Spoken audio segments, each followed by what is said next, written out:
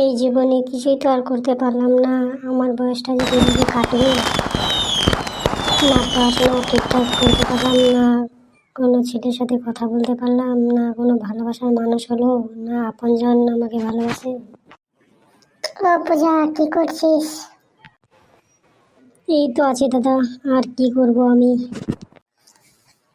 তুমি তো দেখতে অনেকটাই মায়াবী।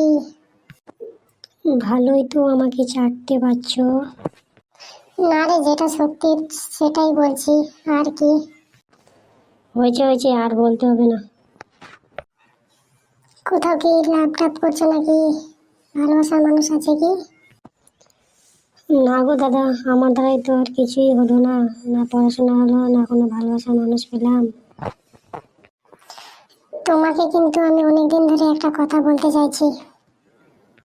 বলতে পারো, কোনো সমস্যা নেই। না বললে তুমি রাগ করতে পারো। না, রাগ করবো না, বলো বলো। তোমাকে আমি অনেকদিন ধরেই লাইক করি। তুমি কি আমার সাথে প্রেম করবে?